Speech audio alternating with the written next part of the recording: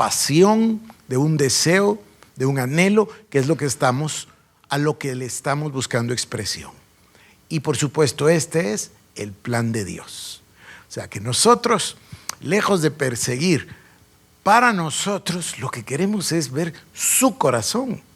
¿Qué es lo que Él desea? ¿Cuál es el plan de Él? ¿Cuál es el plan supremo de Dios que Él tuvo la misericordia de dejarnos en su palabra? Y que entonces nosotros hoy podemos conocerlo, podemos verlo, podemos buscar la revelación del Espíritu, porque Él nos dejó la palabra de Dios. Entonces, en ese plan supremo, obviamente entra su iglesia, es decir, entramos nosotros. Y dentro de ese plan de Dios también hay un plan personal para cada uno de nosotros. Pero el producto que estamos buscando es el plan de Dios. Satisfacer a Dios, amar a Dios, honrar a Dios, alabar a Dios. Y esta palabra tan linda, agradecer, con un espíritu de gratitud real, genuino a Dios. Bueno, el subproducto es otra cosa adicional, es que se revela el plan para nosotros. Entonces, lo que estamos buscando es aprender a agradar a nuestro Padre que está en los cielos.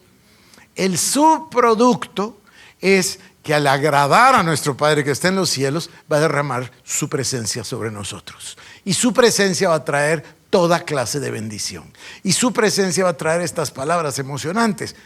Tiempos de refrigerio, dice. Avivamiento, restauración de todas las cosas, restitución. Y eso abarca a cada uno de nosotros y abarca a nuestro país. Bueno, yo que me oí esa serie que el hermano Mero Gil tuvo la amabilidad de mandarme porque no la encontrábamos y él la encontró y me la mandó. Fíjense ustedes que yo hablo ahí, yo me oí todos los mensajes y entonces en uno de esos digo, y Dios nos dio una visión para el año 2020 y hoy que estamos en 1992 tenemos que prepararnos. 27 años hace y tenemos la visión en el corazón y cada día está más cerca. Gloria al Señor Jesús. Entonces, el plan de Dios, Dios vivía en la eternidad, vive en la eternidad. Él es el Olam, el Dios eterno. Bueno, pero Él decide abrir un paréntesis, así le decimos nosotros, un paréntesis. Si quieren, ahora pudiéramos empezar a usar otra palabra muy bonita, un círculo. Y aquí comienza el tiempo cuando Él dice en el principio, Dios. En el principio, o sea que ya hubo un principio de algo, porque antes no había ni principio ni fin, solo eterno. En el principio Dios crea los cielos y la tierra y todo lo que ya hemos elaborado mucho sobre eso. Entonces comienza un círculo. Ese círculo va avanzando y nosotros podemos sacar de la enseñanza de la palabra muchos elementos, pero este es importante, varios pactos. Entonces está el pacto con Adán, el pacto con Noé, el pacto con Abraham, la ratificación del pacto a Isaac, igual a Jacob, el pacto con Moisés, en fin, los pactos que Dios va dándole al ser humano. Esos pactos nos van a ayudar a entender los tiempos. Por ejemplo, es distinto el pacto que el Señor le da a Abraham cuando lo llama, y cuando se convierte en Abraham, es distinto ese pacto. Yo quiero insistir en esto. Ese es un pacto de fe y de gracia. Y añado, de amor. Pero todos son de amor, así que si quieren solo lo dejamos en fe y gracia. Bueno, cuando el hombre transgrede a causa de las transgresiones, Gálatas 3:19, el Señor añade la ley. Otro pacto con Moisés. De bendición también. Tú me vas a amar a este pueblo y yo voy a estar contigo y este pueblo me será un pueblo de reyes y de sacerdotes. Siempre es de amor, pero no es el de fe. Ese se llama el de la ley. ¿Por qué? Porque le da la ley. De hecho, físicamente lo lleva al monte y lo pone a que escriba las tablas. ¿Se recuerdan ustedes? Moisés escribe lo que Dios le dicta en las tablas. Cuando baja Moisés, su rostro resplandeciendo o resplandeciente, se encuentra con que Aarón y el pueblo entero estaban alabando a un becerro y adorando a los ídolos. ¿Se recuerdan? Moisés toma las piedras y las rompe. ¿Qué hace Dios? Dios le dice a Moisés, ¿se acuerdan que Moisés intercede por el pueblo, verdad? Dios le dice a Moisés, bueno, entonces yo te voy a hacer unas tablas nuevas, y las nuevas las hizo Dios. Miren que el otro día, el lunes, estuvimos con la hermana María buscando y buscando Éxodo, porque no me parecía razonable que cuando golpeó la piedra con la vara, eso le hubiera traído una consecuencia tan dura de no entrar a la tierra prometida, ¿verdad? Porque desobedeció. Entonces me parecía a mí que, ¿cómo así que las tablas que Dios hizo y las va a romper? Pero no, las que rompió fueron las que Él hizo. Y después Dios le hizo otras. O sea que las que están en el arca son las que Dios escribió Él mismo. Bueno, entonces ahí queda la ley. Otro pacto. Aquel es el pacto de la gracia y de la fe. Este es el pacto mosaico o el pacto de la ley de Dios. Bueno, la ley no invalida el pacto, nos explica el apóstol Pablo, sino que la ley es un ayo, un amigo, una ayuda para llevarnos a Cristo. Y la ley no es invalidada nunca, sino que lo que Cristo hace no la abroga, no la anula, sino que la cumple. Entonces, Cristo es el cumplimiento de la ley, y a través de ella se abre de nuevo, que nunca se cerró, siempre caminó paralelo, el pacto de la gracia y el pacto de la fe. Abraham se convierte en Abraham. Abraham venía de Ur de los caldeos. Cuando habla de Babilonia de los caldeos. Entonces, fíjense ustedes qué emocionante que él le creyó a Dios y le fue contado por justicia. Es un pacto de fe. Y nosotros, dice, somos hijos de Abraham porque creímos, porque somos hijos de la fe. Bueno, esta se llama la ley de la libertad, del espíritu de vida en Cristo Jesús. Esto lo entendemos bien. Ahora, la ley, 430 años después del pacto con Abraham, a causa de la transgresión de los hombres, se hizo necesaria la ley. 430 años. Si hoy nos da tiempo, los voy a sorprender con un hecho bíblico maravilloso, si nos da tiempo. Entonces, la ley se pone ahí al lado hasta que venga el Mesías, el Cristo, a cumplir la ley en su propio, este concepto es extraordinario, sacrificio. Ahora, en el caso de Jesús, se llama autosacrificio, porque no es el sacrificio de Él, el de Él mismo. El Padre envía a su Hijo nace de una virgen, se encarna, va a la cruz, se humilla hasta la muerte, muerte de cruz, muere para resucitar, pero es un sacrificio total. Esto no muy lo entendemos. Fíjense ustedes que está de moda que todo sea para nosotros. El centro de la iglesia es el púlpito. El centro de la iglesia, del servicio del domingo, es una buena prédica. Yo me acuerdo que mi cuñada decía, es que hay un dicho tan horrible que dice, el pastor es tan famoso como su última buena prédica. Sí. ¿Verdad? Porque la gente, ¿cómo estuvo la prédica? ¿Cómo miden la prédica? Miden la prédica si me bendijo. Entonces, ¿quién ocupa el centro? Yo. Y, miren, parece mentira porque las mismas cosas siguen sucediendo el día de hoy. No sé por qué somos tan testarudos, tan obstinados. Las personas dicen, van a la iglesia y dicen, uy, llegamos tarde. No, llegamos justo a tiempo de empezar la prédica. No nos perdimos nada. Cuando en realidad nos lo perdimos todo. Todo, la prédica no es el centro. Ahora, fíjense esto que voy a decir. El hombre, incluso creyente, incluso la iglesia del día de hoy, generalizo yo, el hombre ha sustituido el centro, quitó a Dios y puso el yo. Y entonces se coloca en el centro. Todo es para mí, para que me bendigan, para que me prediquen, para que me motiven, para que me impongan manos, para que me sanen. ¿Me entienden? Quitamos del centro a Dios. Hasta las palabras. Antes, y a la gente le parecía que era muy evangélico, se decía el culto dominical. Después pasó a servicio. Después, más bonito, reunión. Sí, pero no es cierto, lo de culto era lo que sí tenía razón, porque es con el objetivo, el único objetivo de rendirle culto al Señor. Adoración quiere decir eso, exactamente. Entonces, la iglesia, y esto no es ninguna novedad, igual el siglo XX, que el siglo XIX, que el XVIII, que el XVII, que el XVI, que el III, que el IV, el ser humano es así. Coloca al ser humano en el centro. Bueno, nosotros vimos las palabras de Juan Wesley, que dijo, santidad es el desplazamiento del yo del centro y poner al único que merece estar en el centro, que es Cristo. Ese era John Wesley.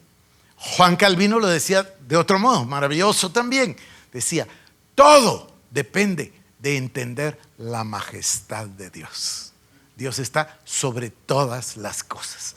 Sobre todo, ¿qué quiere decir? Que está sobre todo. Dios está sobre todas las cosas. Es una óptica. Muchos han escrito sobre el calvinismo, ¿verdad? Muchísimos. Sobre todo cuando fueron los 500 años del aniversario del nacimiento de Calvino, etc. Muchos libros salieron maravillosos. Y todos coinciden en una cosa.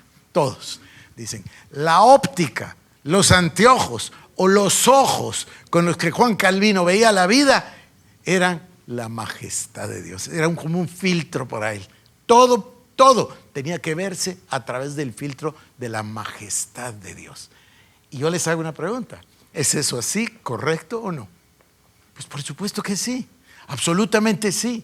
Dios y su majestad y su presencia y su santidad es lo más grande que existe. Yo venía hoy escuchando, no lo venía leyendo, sino que escuchando, en el libro de Ezequiel, los 4 seres vivientes. Y dice que están en el trono. Y dice que están alabando a Dios de día y de noche por los siglos de los siglos. Eternamente. Santo es el Señor. Es algo extraordinario, es algo maravilloso. Bueno, estos pactos nos abren a nosotros los ojos. Porque nosotros ya entendimos 2 cosas.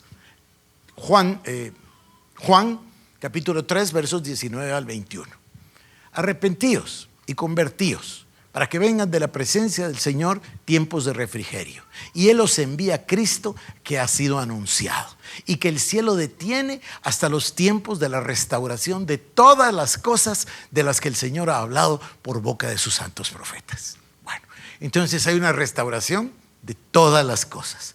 ¿Y qué es lo anterior a la restauración? Arrepentíos y convertíos, para que vengan de la presencia del Señor tiempos de refrigerio. Y entonces Cristo, que os ha sido anunciado, venga. Entonces, este concepto es un concepto extraordinario. Hay una restauración total. Ahora, Dios decide usar otra expresión para hablarnos de esa restauración. Amós capítulo 9, versículos 11 al 15. Ya lo leímos. Restauraré el tabernáculo de David que ha sido derribado.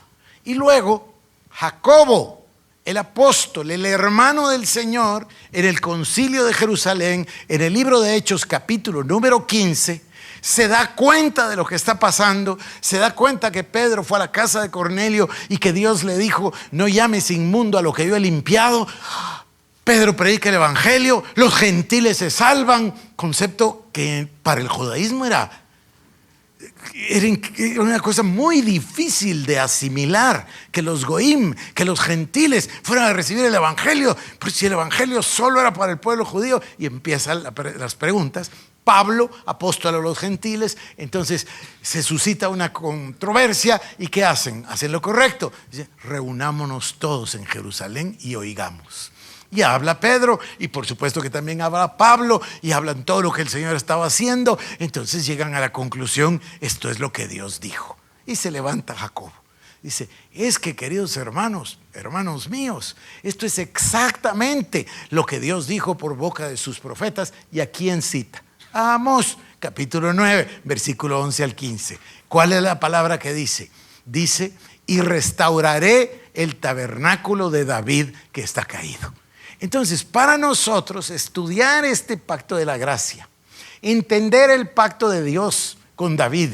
Entender la vida de David es muy importante, porque David no se pasa a caminar a la ley. Moisés se pasó a caminar a la ley, y no estoy diciendo que esto sea malo. Moisés caminó en la ley, Aarón caminó en la ley, Leví caminó en la ley, los hijos de Leví. ¿Por qué? Porque eso es lo que les tocaba. Pero David no, David se queda de este lado. Fíjense ustedes, miren estas cosas. David trae el arca, pero si David no era sacerdote, David era el rey, David era un guerrero, David era un militar, David era un gobernante, y sin embargo se pone un efod de lino y ejerce la función sacerdotal. Entonces nos da el ejemplo de ser reyes y sacerdotes. ¿No es parte del pacto? Bueno, entonces, un día tiene hambre y entra y se come del pan de la proposición. Esto es extraordinario, él no tenía derecho a hacerlo. Otro día manda a traer el arca. O sea, hace cosas extraordinarias y no las hace como que si Dios no lo castiga. Al contrario, Dios lo bendice enormemente. Entonces, lo que está haciendo David, que lo podemos ver, es un ejemplo, un tipo de caminar en esa gracia. Y fíjense ustedes que yo tengo mi lista aquí. 10 templos y 3 tabernáculos. Se los voy a leer. El tabernáculo de Moisés, del año 1500 al 1000 antes de Cristo. El templo de Salomón, del año 1000 al año 586 antes de Cristo. El templo de Zorobabel, del año 516 al año 70 después de Cristo. O sea, del 516 antes de Cristo al 70 después de Cristo. El templo espiritual, que es la iglesia, nosotros, Efesios capítulo 2. El templo de la iglesia local, cada iglesia. El templo del cuerpo del cristiano. Nuestro cuerpo es el templo del Espíritu. El templo de los tiempos del fin, que estamos esperando, el tercer templo, la construcción. El templo del milenio. Y por supuesto el más importante, la Nueva Jerusalén. Y además 3 tabernáculos. El tabernáculo de Moisés, el tabernáculo de David y en Apocalipsis 21 el tabernáculo de Dios. Y de 10 templos y 3 tabernáculos, ¿cuál es el que escoge el Señor para reedificar? El de David. Entonces nos está hablando clarísimamente qué es lo que Él quiere restaurar. Por eso hemos ido poniéndole énfasis a qué es, en qué consiste el tabernáculo de David. Ya hablamos de algunas diferencias, las vamos a enfatizar. Esta es dramáticamente importante. En el tabernáculo de Moisés, que si ustedes estaban y se recuerdan el domingo, dijimos, convivió el tabernáculo de Moisés allá en el monte Gabaón al mismo tiempo que el tabernáculo de David en el monte de Sión. Pero ¿cuál es la gran diferencia? La gran diferencia es que en el tabernáculo de Moisés el sacrificio era de sangre, sacrificio de animales, sacrificio de machos cabríos.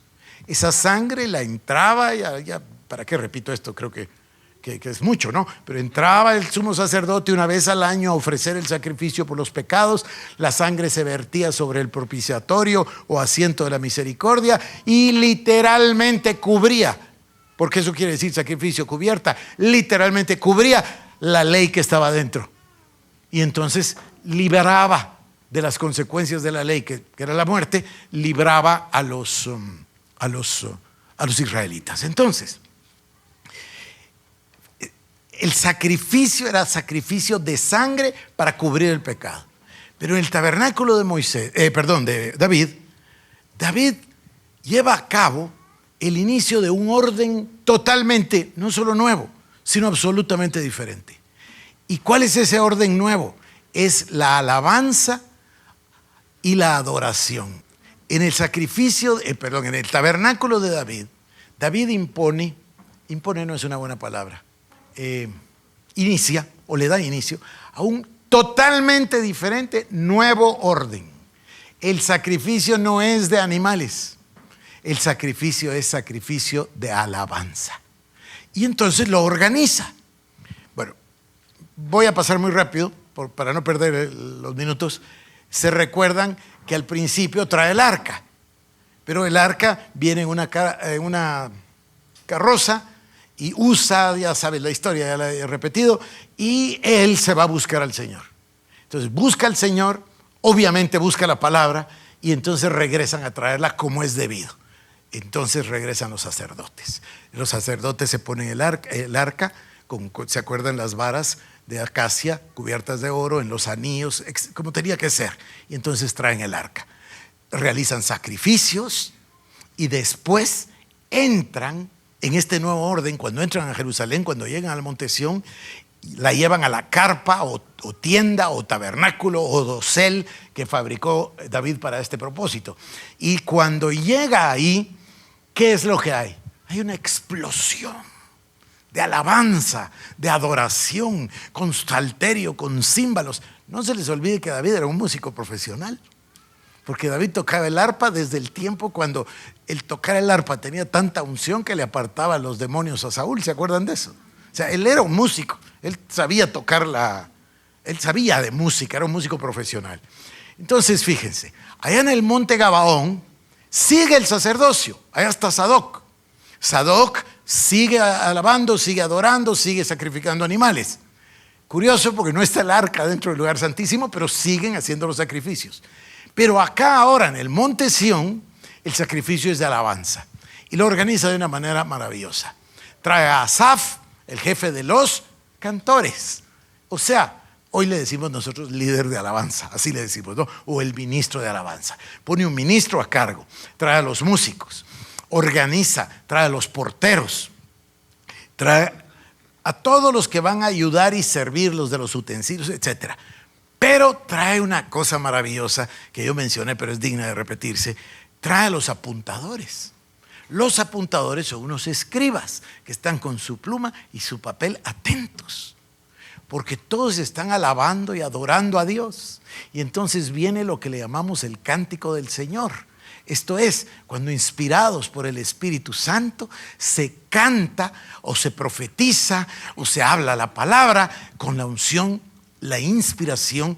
No tengo pena de usar esta palabra, 100% inspirados por Dios, porque los tenemos como salmos. Y ahí están los salmos que se dieron en ese lugar y que Dios fue inspirando para hablarnos a través de su palabra en el libro que ahora para nosotros son los salmos. Entonces, este nuevo orden totalmente diferente, y hoy yo estaba reparando en eso, porque David puso a las compañías de cantores, puso a las compañías de porteros, puso a las compañías de cuidadores, puso a las compañías de apuntadores. Lo pueden leer ustedes en Crónica, es maravilloso. Y los organizó en turnos para que hubiese alabanza y adoración 24 horas. Ahora, ¿de dónde sacó esto David? No lo sacó del libro de Moisés. No lo sacó de las instrucciones que el Señor le dio a Moisés para el tabernáculo. Esto lo sacó del Espíritu Santo, del pacto de la gracia, del pacto de la libertad. Porque yo les estoy contando ahorita, lean en el libro de Ezequiel, ese es el modelo de la alabanza y la adoración. O si quieren, no leamos el libro de Ezequiel, entonces leamos el libro del profeta Isaías. Igual, ¿qué dice que están haciendo los querubines, que son los que cubren la gloria de Dios en el trono de Dios? Están expresando santo, santo, santo. Entonces tenemos el concepto de la adoración a Dios, el concepto de la santidad de Dios. Ahí no hemos entrado y ya vamos a hacerlo con detalle. Y tenemos el concepto de la adoración permanente. Permanente quiere decir cuando estoy bien y cuando estoy mal. Es permanente, no es solo cuando estoy feliz, porque no es algo, emocional. La gente, ustedes lo saben, en cualquier parte del mundo, lo vemos en la televisión, pegan unos brincos, ¡gol! Y se emocionan y se abrazan porque su equipo metió gol. Eso es porque les fue bien. Les han visto la cara cuando les meten el gol, ¿verdad? Se han fijado ustedes, que es totalmente aparte. Bueno, a veces nosotros somos así. Ay, hoy sí no tengo ganas de alabar. No, No hemos entendido, por eso se llama sacrificio de alabanza, sacrificio de labios que confiesan su nombre. Pablo y Silas estaban en la cárcel. Entonces les pusieron grilletes, los pies en un cepo. Se me olvidó decirles que no estaban en la entrada de la cárcel, hasta el fondo los pusieron. Y dice que comenzaron a alabar y a cantar himnos. Y hubo un gran terremoto. Y el cepo se rompió, los grilletes se rompieron y las puertas de la cárcel se abrieron. Quiere decir que ellos estaban alabando y adorando, pero no de la felicidad, sino que estaban alabando y adorando porque eso es lo natural para los hijos de Dios. Y la consecuencia fue que ellos, miren, no tengo tiempo para ir al detalle, pero el Señor Jesucristo usa la palabra alabanza antes de salir para su aprehensión. Y cuando lo aprenden, usa la palabra adoración. Y la palabra que usa es literalmente saltar de alegría para Dios. Es extraordinario. Estoy hablándoles del Señor Jesús. Creo que el miércoles les voy a enseñar que el Señor Jesús fue un alabador desde antes de nacer, desde antes de la fundación del mundo, y después toda su vida, y en la muerte, y en la resurrección, y el día de hoy. Se los voy a mostrar. Es una cosa maravillosa. Entonces, este tema de la alabanza y la adoración va ligada a estos conceptos: trono, santidad, gratitud, luego la palabra alabanza, la palabra adoración. Bueno, déjeme seguir porque estoy tan emocionado, pero se me pasa tan rápido el tiempo. Entonces, este círculo, que está mejor dicho que paréntesis, es el tiempo. Comienza en la eternidad y el instante que Dios dice: en el principio Dios. Y termina cuando da totalmente la vuelta y vuelve a regresar a la eternidad. Que dice: y entonces el diablo será lanzado al lago de fuego por los siglos de los siglos. Y entonces la iglesia, que es la novia, se irá a las bodas del Cordero y después gobernará con Cristo por los siglos de los siglos. Es decir, dio la vuelta completa. ¿Por qué es mejor el círculo que el paréntesis? Lástima que no tengo un pizarrón. Otro día, sí hay, pero bueno, no estamos preparados. ¿Saben por qué es mejor el círculo que el paréntesis? Por esta expresión. Si fuera paréntesis, comenzó aquí y terminó aquí, ¿sí? Pero el círculo dice: hasta el tiempo de la restauración de todas las cosas. O sea, ¿a dónde regresa? Al original, al plan original de Dios. Ahí regresa. Y todas las cosas van a ser restituidas. Bueno, este es el primer tema y me entusiasma sobremanera. El segundo tema que nosotros hemos tratado es el tema de la cruz, la centralidad de la cruz. La cruz es el trono del Señor. La cruz no es el peor momento. La cruz es el clímax del plan de Dios. La cruz es el momento más glorioso. Es el momento del sacrificio. Para Cristo, autosacrificio. Pero en ese momento, y fíjense que lo vimos con ustedes varias veces, todos tratan de desanimar a Cristo para que no vaya a la cruz. La gente trata de que no vaya a la cruz. Los hombres le dicen: bájate de ahí. Pedro mismo dice: no, Señor, que no te pase eso. El diablo 3 veces trata: no, mejor te doy todos los reinos de la tierra si postrado me adorares. Pero Cristo sabe que para eso vino. De todo el círculo, ese es el momento. Y ahí vamos a hacer énfasis también. La palabra clave es la palabra sacrificio. El día de hoy, el ser humano está centrado en el yo, que ese sentido del yo y el yo y el yo incluso enferma al ser humano, incluso lo enferma físicamente. Entonces, si juntamos el concepto calvinista de la majestad, bueno, no es calvinista, es bíblico, perdónenme, pero que Calvino lo expone, de la majestad de Dios, y lo reunimos o lo juntamos o lo unimos con el concepto de desplazar el yo y que solo Cristo es el centro de la iglesia, centro de mi vida, el único centro de toda la creación, porque todo fue hecho por Él y por medio de Él y para Él, dice la palabra, todas las cosas. Entonces, si llegamos ahí, vamos a caer necesariamente en el concepto de la adoración, de la alabanza y la adoración. Pero también tenemos que caer a otro, que es el concepto del sacrificio. Entonces no se trata de mí, se trata de su voluntad, no de la mía. No se trata de que Dios me haga lo que yo quiero, se trata de que yo haga lo que Él quiere. Entonces, la gran batalla del sacrificio de alabanza y adoración es lograr, y esto es precisamente lo que logra la alabanza y la adoración, y esto es el centro del tabernáculo de David, su presencia. Cuando Él trae el arca, ¿qué es lo que había en el arca? El arca era el asiento de la presencia manifiesta de Dios, la gloria Shekinah. Fíjense ustedes que cuando nosotros entramos en esa dimensión de alabanza y adoración, lo que encontramos es la presencia de Dios. Y cada vez que vemos eso en la palabra de Dios, sean ángeles, sean los ejércitos de Dios, sea el pueblo de Dios, sea el grupo que estaba con David, o sean los ángeles, o sean los querubines, o sean los seres vivientes, cada vez que está la alabanza y la adoración, lo que está ahí es la presencia de Dios. Esa presencia de Dios es la que va a traer los tiempos de refrigerio. Y esa presencia de Dios trae el avivamiento. Y esa presencia de Dios trae... Todas las bendiciones vienen por la presencia de Dios. Pero no se trata de buscar las bendiciones, sino de buscar la presencia de Dios. Entonces todo va a ser añadido, pero buscamos la presencia de Dios. Ahora, este proceso, regreso a las palabras de Juan Wesley, se llama la santidad. El desplazamiento del yo, el quitar al yo, porque ahora vamos a entrar a otro tema, que es el tema del discipulado. ¿Qué somos nosotros? ¿A qué nos llamó? A ser discípulos. A eso nos llamó. Dos palabras que se pronuncian igual, pero se escriben distinto.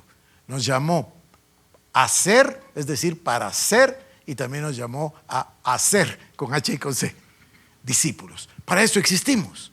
Para que nosotros seamos discípulos y para que nosotros hagamos discípulos. Prediquemos el evangelio y hagamos discípulos en el nombre del Señor. Pero ese discípulo es exactamente igual que un esclavo. ¿Cuál es la característica del esclavo? La característica del esclavo es que no tiene derecho a tener voluntad. Cristo nos compró con su sangre. No somos nuestros, somos suyos. Entonces aquí, la búsqueda de la presencia de Dios, el trono de Dios, la alabanza, la adoración, la santidad, todo va al mismo lugar. A la búsqueda de la voluntad de Dios con el objetivo de hacer la voluntad de Dios, de cumplir la voluntad de Dios. Ahora yo les voy a decir que es re fácil entenderlo. ¿Cómo entiendo cuál es la voluntad de Dios? No es la tuya. Por eliminación, por eliminación. Es que a veces queremos que la voluntad de Dios coincida con la de nosotros para ver cómo logramos que Dios haga lo que nosotros queremos, ¿cierto o no? Todos lo hemos hecho. No. La voluntad de Dios es simplemente quitar el yo. Tenemos que llegar a un lugar de anulación total de la autovoluntad. Pero piensen cómo es el mundo hoy. La automotivación, la autoayuda, son los libros que más venden en todo el mundo, saben ustedes, ¿verdad? En todas las listas de bestsellers, los de autoayuda y los de automotivación. Auto. Es para nosotros, es para el yo, para mí. Bueno, bastante nos ayudaría si entendiéramos que no existe la auto, ni motivación, ni autoayuda, sino la voluntad de Dios. Si estamos en su voluntad buena, agradable y perfecta. Entonces, este es un tema que vamos a tratar, el tema del discipulado, acompañado de la santidad, que quiere decir el desplazamiento del yo. Y luego, el domingo comenzamos, esperamos avanzar otro poco el siguiente domingo, el tema del tiempo del fin. Por supuesto que el tiempo del fin podemos ir nosotros y encontrar profecías en la mayoría de libros de la Biblia, comenzando por las de nuestro Señor Jesús. Pero hemos puesto especial énfasis en el libro de Apocalipsis. El libro de Apocalipsis comienza con el mensaje a las 7 iglesias. Ya lo dije, lo repito, las 7 iglesias no eran las únicas 7 en Asia Menor. Pero el Señor las tomó esas 7 por ciertas características. En otras palabras, esas 7 representaban a todas. Y esas 7 representan el día de hoy a la iglesia. Nos está hablando a todos. Entonces, ponemos atención a las 7 iglesias, a los 7 ángeles, a los candelabros. Ponemos atención a todas las cosas. Y vamos viendo el círculo. Entonces, el círculo dice que comenzó con los pactos. Los pactos tienen los sacerdocios, los diferentes sacerdocios. Ahí encontramos obviamente el sacerdocio de Moisés, pero la verdad comienza con el sacerdocio de Dios, ¿verdad? Él es el primer sacerdote. Cuando él se da la caída, el hombre y la mujer descubren que están desnudos, ¿se recuerdan? Antes es evidente que no estaban desnudos. O sea que había una gloria de Dios que los cubría, que ellos no sabían que estaban desnudos. Cuando ellos pierden esa gloria, entonces se dan cuenta que están desnudos y se van a esconder. Esto me parece igualito que cuando se llevaron el arca. Cuando los filisteos vencen a los judíos, a los israelitas, y se llevan el arca, entonces el arca va a la guerra. ¿Por qué? Porque ellos piensan, con el arca y la presencia de Dios vamos a vencerlos. No sucedió. Nadie puede usar a Dios. Habían muerto 4,000, bueno, ahora con el arca murieron 30,000. Y los filisteos se llevaron el arca. En el camino muere Finés y Ofni, los 2 hijos de Elí, el sumo sacerdote. Y un joven va corriendo hasta llegar a donde está Elí. Elí ya no veía de la edad tan grande que tenía y era un anciano y estaba sentado en una silla y dice que era muy pesado. Y entonces llega y le dice, hijo mío, dime qué pasó. Entonces le dice, nos vencieron. No ganamos, nos vencieron. Y tus hijos, Ofni y Finés, murieron y se llevaron el arca. Y cuando oyó la palabra arca, se fue para atrás y se quebró la nuca y murió. Pero eso no es tan notorio como lo que voy a decirles. La nuera de Elí, una esposa de un hijo de Elí, estaba para dar a luz. Y cuando oyó del arca, dio a luz de una vez, del shock, del impacto. Y entonces nació un niño y dice ella, le voy a llamar Icabod. Icabod, dice, sí, porque hoy la gloria fue traspasada. Qué palabra más dura, ¿o no? La gloria se fue, porque se fue el arca, la presencia de Dios, la presencia manifiesta de la gloria de Dios, y se fue. Entonces ella del impacto tiene al niño y le llama a Icabod para que Dios nos muestre a nosotros qué sucede. Dice, la gloria fue traspasada. A lo mejor conviene que yo use esta palabra. La gloria fue trasladada. La gloria fue llevada. La gloria fue perdida. ¿Se dan cuenta? Entonces regresemos a nuestro mensaje. Nosotros estamos hablando del tema de la santidad, estamos hablando de la alabanza, estamos hablando de la adoración, ahora llegamos al libro de Apocalipsis. Y en el libro de Apocalipsis nosotros tenemos que comprender que todo el círculo, cuando sea la restauración de todas las cosas, va a regresar al punto original. ¿A qué me refiero?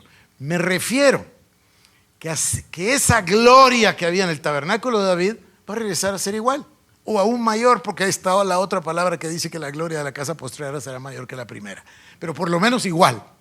Entonces, se da la restauración de todas las cosas. Y el libro de Apocalipsis, que entramos el día domingo y vamos a continuar, en el libro de Apocalipsis se da el mensaje a las 7 iglesias. Pero el mensaje no, el fondo de la revelación de Jesucristo, porque ustedes saben que Apocalipsis significa revelación de Jesucristo, no es el mensaje a las iglesias. El fondo no es el anticristo. El fondo no es la bestia. El fondo no es el famosísimo 666. El fondo no es, ya dije anticristo. Bueno, entonces el fondo no es la gran Babilonia. El fondo es el plan de Dios.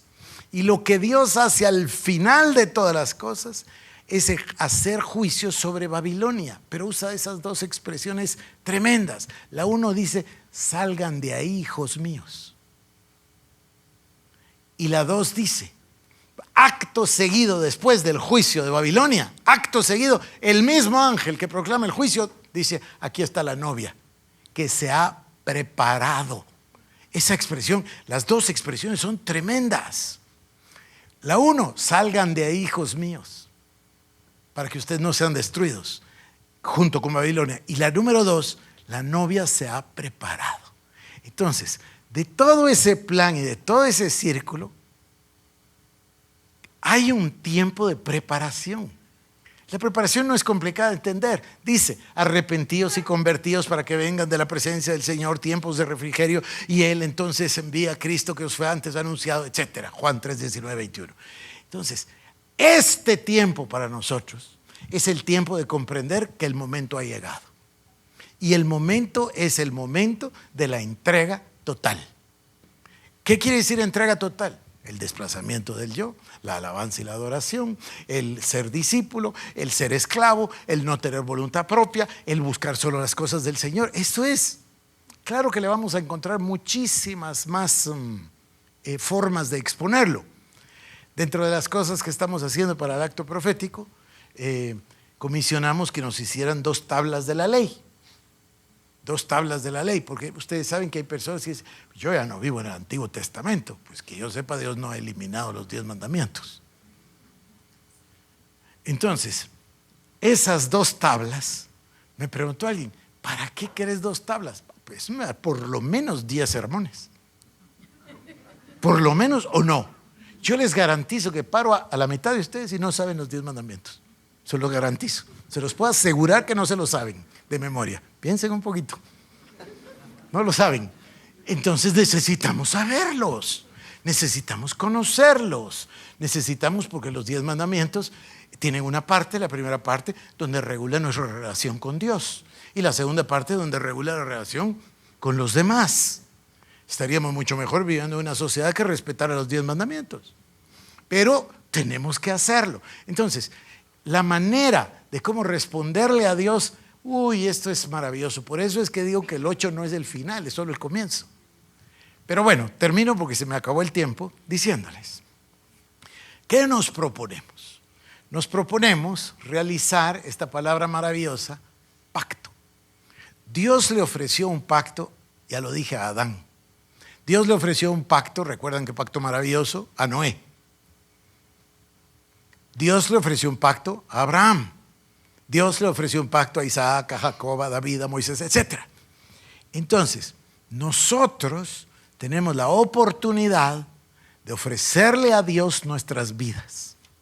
Lo que voy a llamar un reencuentro con Él.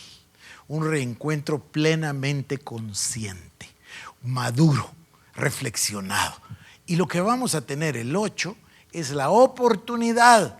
Es un acto profético, no es una cosa, digamos, legalista ni nada por el estilo. Es una cosa del corazón.